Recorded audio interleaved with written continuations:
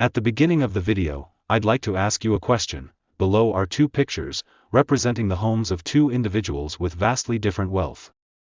One belongs to a rich person, and the other to a poor person. Can you guess which one belongs to the rich person and which one belongs to the poor person? Take 3 seconds to make your decision. That's right, most people got it right.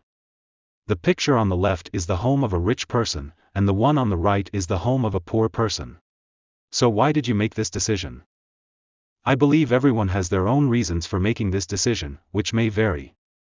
Regardless of the reasons, they reflect each person's understanding of wealth and the concept of being rich. In fact, the stark difference between the homes of rich and poor people is rooted in deep-seated reasons. Today, we will discuss the 4 main reasons. Thank you for watching my video, and welcome to subscribe to my channel. As a new content creator, your support means a lot to me. Please consider subscribing to our channel, and thank you for your support. First, rich people think and act differently from poor people. The reason why rich people are wealthy is often because they are experts at solving problems, and the bigger the problems they can solve, the wealthier they become. Take Elon Musk, the world's richest person, for example. Those who have read his autobiography, Elon Musk, Tesla, SpaceX, and the quest for a fantastic future, know that he is a true adventurer. In the process of creating wealth, he has faced numerous challenges and difficulties. He ultimately solved one problem after another, overcoming various obstacles, driven by his ambition and a strong sense of purpose. He is highly efficient and methodical in addressing problems, focusing on tackling the most critical issues while disregarding the unimportant ones. In other words, in both life and work, they concentrate only on the most important matters.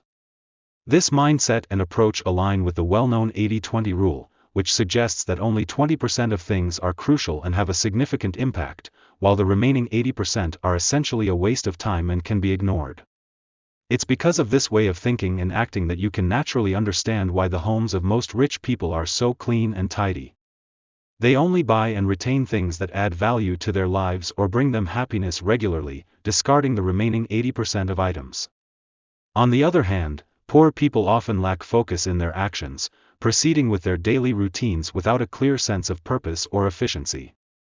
In their homes, their choices about what to buy and where to place things tend to be more random and less focused. The fundamental reason for this difference lies in their divergent thought processes and approaches to action. Now, let's discuss the second reason: different mindsets towards money. Rich people and poor people have different understandings and thoughts about money. Rich people believe that the world is never short of money, it's abundant, and the key is to understand how to acquire it.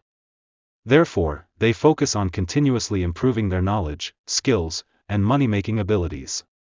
They firmly believe that as long as they grasp the secrets of making money and have the corresponding skills, money will flow continuously into their lives.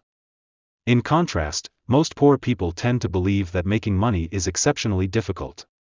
They hoard their possessions, convinced that anything they own, even if it's not needed now, will be necessary at some point in the future. They think that nothing should be thrown away because money isn't easy to come by. Once you spend money to buy something and then discard it, if you need it again in the future, it would be a waste. These two entirely different mindsets are another crucial reason why their homes are so different. To change a flawed mindset on money.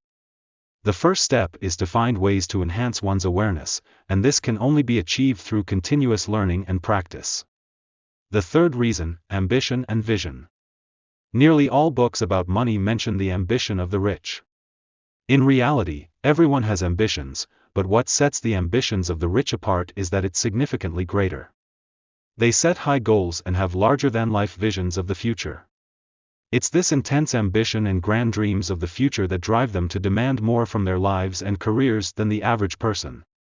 These ambitions and dreams also reflect in their daily lives, where they have higher standards for the decoration, ambience, and style of their homes. They seek quality, practicality, and aesthetics in their possessions. In contrast, in the daily lives of most poor people, there's generally less emphasis on these aspects. After a day of work, their most common activity might be lying on the couch, preparing snacks, and watching television for a few hours. For poor individuals, the standards for their home environment are usually lower, as long as they feel comfortable. Whether it's stylish or visually appealing often becomes secondary. There's nothing inherently wrong with this, as everyone has different preferences. If someone finds comfort and coziness in their home, that's perfectly fine. The key factor is aligning the home environment with one's own preferences and values. The fourth reason, understanding the art of trade-offs. This is distinct from the focus on priorities topic mentioned in the first point. Let's illustrate this with some examples.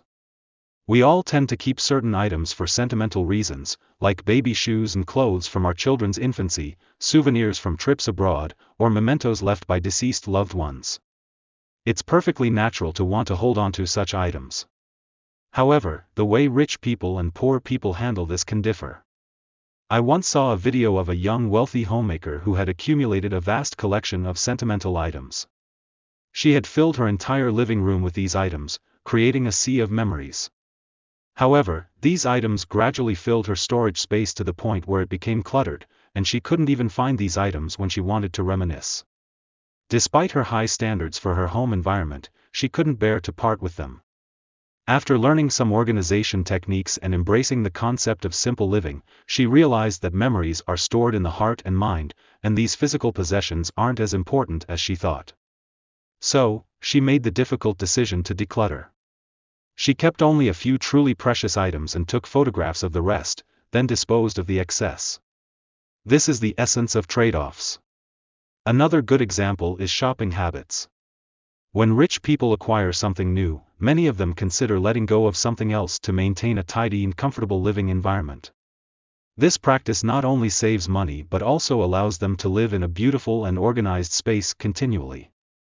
For poor people, making these trade-offs can be more challenging. Consequently, their homes may become more cluttered and crowded. Do you see the point here? Understanding the art of trade-offs can lead to a more organized and pleasant living environment. After discussing the four reasons, let's take a look at some common misconceptions on this topic.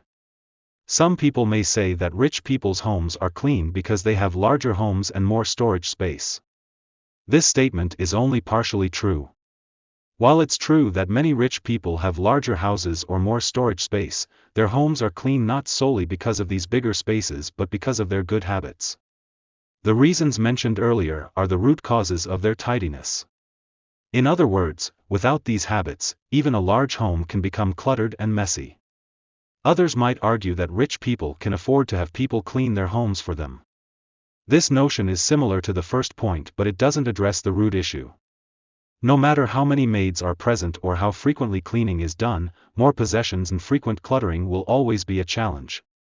Just look at homes with children to understand that, no matter how much the adults clean, children can quickly create a mess. Solving the root problem is essential for efficient cleaning. A third misconception is that rich people can buy whatever they want and discard things casually. While it's true that wealthy individuals have the financial means to purchase what they desire, is it accurate to assume that they spend money recklessly and buy everything they want? According to surveys of over 10,000 millionaires by a prominent American financial channel, the majority of them live frugally, buying only what they need and seldom splurging on their wants. They maintain these habits both before and after becoming wealthy. The perception that rich people live lavishly and spend money without restraint isn't always accurate. People often say that you can determine if someone is wealthy by looking at their house and the cars they drive. However, I believe that to truly assess someone's wealth, you should consider whether their home, both inside and out, is clean, tidy, and well maintained. For me, if a home has fewer possessions but is impeccably clean, with high-quality items, it usually indicates financial stability. I understand that nothing is absolute, so I use the word usually. For ordinary people, much of success begins with imitation. Building wealth is no exception. If you want to create wealth, consider emulating the habits of rich people and the principles mentioned above. It can be quite beneficial. Let's start with transforming our homes. When you let go of some unimportant things, what remains will be more meaningful, won't it? That's all for today. Thank you for watching. If you like my content, please feel free to subscribe. I'll see you soon.